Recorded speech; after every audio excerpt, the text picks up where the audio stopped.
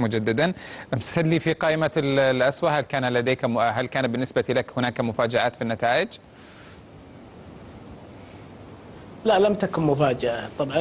إذا تحدثنا بموضوعية، الذين رشحوا سامي كثاني أفضل مدرب هم محبي سامي أو جمهور الهلال، وربما 30% التي حصل عليها كأسوأ مدرب ربما تكون من جماهير الأندية الأخرى. أنا أعتقد أن كل الأسئلة ربما بعض أكثر المشجعين دخلوا وكأنهم يدخلون في امتحان. كل مشارك في الاستفتاء كان حريص على أن يختار الإجابة الصحيحة، حتى في جميع سواء لاعبين أو مدربين أو فرق، كانت جميع اختياراتهم يعني متوقعة.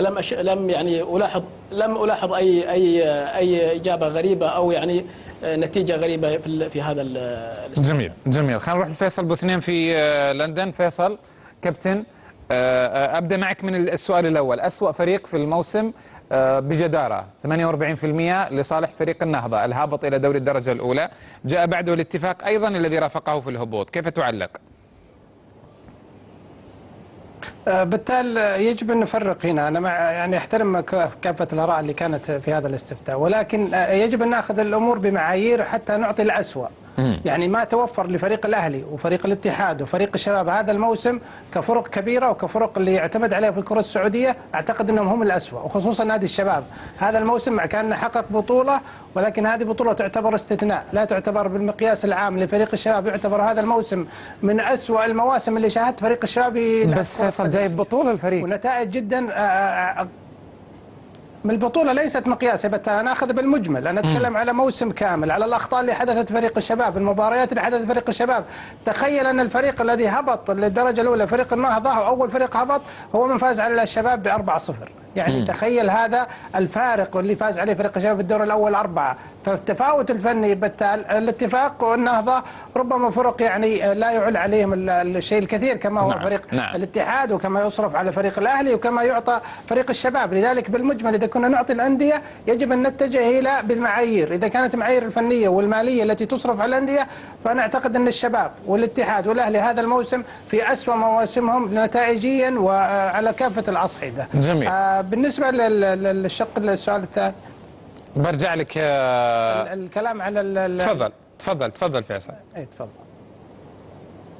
لا، أنا كنت بتكلم حتى على الإدارات. يعني الإدارات مثل إدارة نادي الاتفاق في نهاية الموسم لما هبط الفريق كان هبوطها، احنا مع الاسف دائما بالتالي ناخذ الموضوع بجانب بسيط ونضع الاسوء. يعني على سبيل المثال محمد عيد عندما وضع الاسوء لمجرد ان هدف نادي الشباب اللي سجل عليه اللاعب عماد خليلي هو من وضعه في هذا الاطار. طيب خلينا ناخذ لاعبين على سبيل المثال، لاعب مثل وليد عبد الله كلاعب دولي وحارس المنتخب السعودي، اهداف هذا الموسم لا يمكن ان تدخل في حارس ناشئ، ما بالك بلاعب دولي ولاعب كبير. فلماذا السوء يذهب الى محمد عيد ولا يذهب الى وليد عبد الله وغيره من الكثير من اللاعبين؟ على فكره مو وليد عبد الله وحده، كثير من اللاعبين كانوا في اسوء مستوياتهم. ولكن عندما نذهب الى اخر نقطه ونضع هناك الاسوء، هنا يجب ان نتوقف ونعطي كل ذي حق حق. جميل. خلينا نروح لتركي العواد في الرياض. تركي ابغاك تعلق على اسوء لاعب في الموسم. النتائج جدا متقاربه، 15% محمد عيد، ابراهيم هزازي 14.11 وياسر القحطاني 12.39. ايش رايك؟ طبعا اوافق فيصل حقيقه. يعني محمد عيد صحيح انه ما قدم مستويات جيده وكانت يعني عنده كثير من المشاكل، لكن ابراهيم هزازي بكل تاكيد يعني يكتسح الجميع في الاسوء. يعني ما شفت انا لاعب بسوء ابراهيم هزازي الحقيقه، واساء لفريق الاتفاق، فريق راقي يعني، فكان سلوكيا ويعني اداء غير جيد. اتحفظ على انه ياسر من ضمن المجموعه، لانه ياسر حقيقه قدم مستوى انا اعتقد انه رائع جدا واجتهد بشكل كبير. وانا اعتقد انه ياسر اما كان من نجوم الموسم على الاقل ما يكون من الاسوء، ولكن هذه ضريبه النجوميه. ممكن اضيف لهم لاعبين، عيسى المحياني انا اعتقد انه من اللاعبين اللي ما كانوا جيدين بقدر الطموحات. يعني انا اوافق فيصل انه احيانا مش التقييم فقط على اداء اللاعب، لا، على الطموحات المتوقعه من اللاعب. يعني او النادي زي الهلال داخل المركز الثالث في الاسوء، لأنه طموحات الهلال كبيرة، ولكن يعني نافس الهابطين على الأسوأ. جميل. صالح الحمادي هنا في الاستوديو طلع الأهلي الآن، صار مركز أول بس في أسوأ لاعب أجنبي. سوك وأسوأ بجدارة. وأسوأ مدرب. وشوف أنا لا، أسوأ مدرب هم الثالث. اي بس بيتر بيريرا. اتكلم انه في مدرب اخفاق كبير يعني. خلينا نبدا مع سوك اول شيء، بنروح للمدربين. سوك على اسمه يعني. ايش رايك انت؟ سيء جدا. يعني لا تخلينا على ما قالوا نستلم الرجال اكثر من اللازم، لكن خلينا في موضوع المدربين. ميشيل برودوم بصراحه حتى رقم واحد، بعده مدرب الاهلي، ومن ثم ياتي بيلاتشي. ولا اعتقد انه سامي مفروض يعني احترم راي الجمهور. انت ايش تفسر وجود سامي أسوأ مدرب وفي نفس الوقت هو ثاني أفضل مدرب في الأفضلية؟ هنا الانقسام اللي حدث، ونصيحة لسامي، وسامي تعرفه ملقب بالذيب، يعني إذا هو ذيب فعلا يجب أن تظهر الحنكة اللي عنده. أعتقد أنه لمصلحة سامي أولا وللهلاليين. بس هذا يفسر الانقسام اللي حادث. طبعا يفسر الانقسام، ودرءا لمزيدا من الانقسام أعتقد سامي يجب أن يتحلى بالشجاعة، هو من يقدم استقالته ويقول حتى يكبر في عيون الناس أكثر سواء المحبين أو المناوئين، ويقدم استقالته لمصلحة الهلال الكيان. لكن ولا أؤيد أنه يكون من أسوأ المدربين، بالعكس اكتسب خبرة كبيرة وأعتقد أنه سيجد فرصة. ولكن لدي سؤال اسمح لي من خلال العربية أوجهه للوبيز كارو، وين مودي أحمد عيد؟ يعني محمد عيد رئيس الاتحاد، وهو والله يبي له بعد شوي لكن مو هو وقته. لكن نتكلم على مسألة محمد عيد وين رايح للمنتخب. تصور النصر الآن يفكر إنه يعيره أو ينسقه موجود في المنتخب. يعني طيب خلينا نروح لفيصل بوثنين ومسلي لأنه حجزهم بيخلص. فيصل أنا مهم أسمع رأيك في أسوأ مجلس إدارة. الاتفاق، الهلال، الاتحاد. طبعا الاتحاد عنده 3 إدارات، فالإدارة اللي موجودة اللي اختيرت الأسوأ هي إدارة عادل جمجوم. بالتالي أنا أعتقد الاتحاد حالة استثنائية. ما حدث الفريق الاتحاد هذا الموسم حالة استثنائية من ما حدث لبداية الموسم. إدارات متعاقبة، مشاكل، انقسام، تدخل الرئاسة، وضع الرئيس ونائب رئيس تابع غير تابع للرئيس، وكل هذه الانقسامات اللي شاهدنا فريق الاتحاد كانت نتائجها واضحة للعيان أمام الجميع. يعني الاتحاد في هذا الموسم حقيقة حالة مستغربة تماما. أيضا الاتفاق هذا الموسم غريب من عبد العزيز الدوسري، صاحب الخبرة والرجل الخبير الفاهم اللي له تاريخ يعني طويل أنت مع الفريق. تتفق مع نتائج أن يظهر المصوتين الفريق بهذا المستوى؟ أنا أتفق على الاتفاق فقط لا غير. الاتحاد لكن أنا أعتقد أن حالة استثنائية فريق الاتحاد هذا الموسم. طيب. يعني وما يحدث في فريق الاتحاد يعتبر استثناء وليس قاعدة. جميل. فريق الهلال، أنا إدارة الهلال أنا أعتقد أن هذا الموسم قدمت موسم سيء جدا، خصوصا بداية الموسم الأمير عبد الرحمن ترك النادي وترك هذا الفراغ، وحمل سامي الجابر مسؤولية كبيرة بأن يدير النادي بنفسه، وهذه حقيقة جميل. مسؤولية كبيرة على سامي الجابر. جميل. حملها عليه، وكان يفترض أن أيضا غياب نواف بن سعد كان له تأثير كبير. شكرا فيصل، بس عشان ما يقطع معنا على الهواء شكرا جزيلا لانه حجزك حجز انتهى. البحرين نروح لهم لانه ايضا الحجز انتهى. مسلي اسمع تعليقك على أسوأ إدارة في اتحاد الكرة.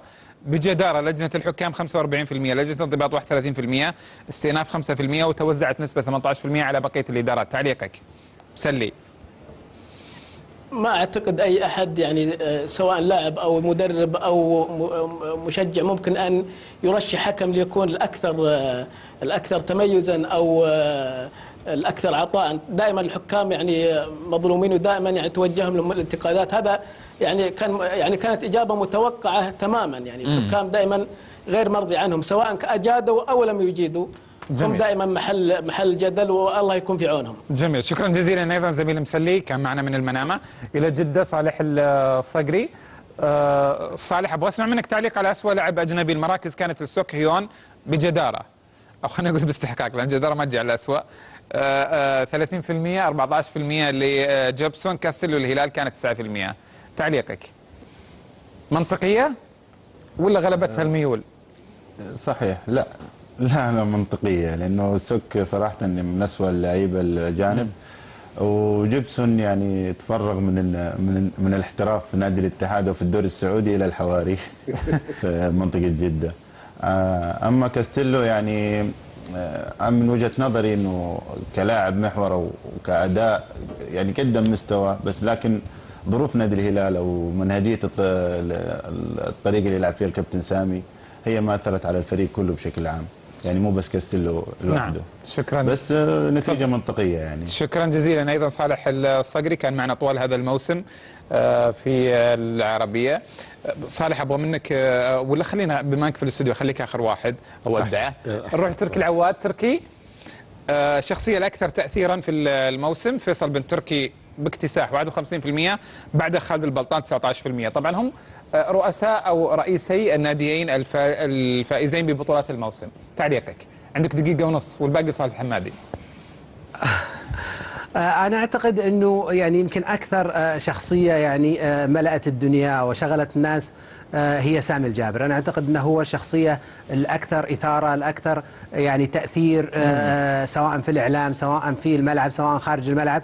فأنا أعتقد أنه طغى على الجميع. بكل تأكيد فيصل بن تركي كان له مجهودات رائعة، ولكنها ما تعدت الإدارة. بالنسبة لسامي لا، كان له تأثير كبير حتى على انقسام الجماهير، وحتى جزء من الزخم الموجود وحضور الجماهيري والتنافس بين الهلال والنصر أعطى سامي جميل. لهذا الموسم روح مختلفة. فأنا أعتقد أنه هو يعني يجي في الأول بعدين فيصل بن تركي. أنا استغرب وجود منصور بلوي في الاستفتاء الحقيقة. جميل، شكرا جزيلا. يمكن يعرفون له تأثير احنا ما نعرفه، في اشياء يمكن ما نعرفها. شكرا جزيلا دكتور تركي العواد لاعب كرة القدم السابق.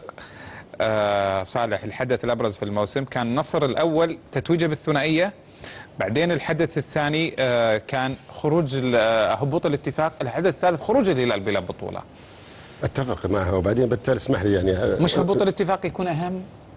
لا، شوف، عودة النصر يعني من باب ثنائية من الجمهور. شوف، في النهاية رأي جمهور. أنا أتمنى أن يكون عندي وقت كثير حتى أشكر هؤلاء الجماهير. من خلال الاقتصادي سأكتب مقالة عن هذا الاستفتاء إنصافا لهم. لا، لكن اسمح لي أتفق مع الأخ تركي العواد فيما تحدث فيه عن سامي الجابر، انه أكثر تأثير في هالموسم. كان أكثر تأثير من ناحية الحضور الإعلامي والانقسام اللي صار حوله بين محبين ومناوئين، ومن ناحية الإدارات أنه إدارة الهلال ربما مع إدارة ما أتفق مع الأخ فيصل أبو اثنين سيخرج ناس وتشاهدهم أنهم يقول والله أمور شخصية، وهذا ابن الهلال مثل ما يقول عن صالح الحمادي. ما ادري كيف الشخص الذي يعني شخصنا مع الهلال ولا مع اداره الهلال كيف تاتي، لا ادري. يعني في النهايه نحن نقرا احداث، نحن نتكلم ونحلل عن احداث ما فيها اي امور شخصيه تجاه كائن من كان. يعني من تختار انت يا مجلس اداره؟ هي بالترتيب اتفاق هلال اتحاد. اتفق مع هذا. حتى منصور بلوي يعني ما له علاقه في الموضوع. يعني ابو ثامر ينتظر منه الاتحادي والمجتمع الرياضي ماذا سيقدم بعودته. شكرا صالح لحضورك.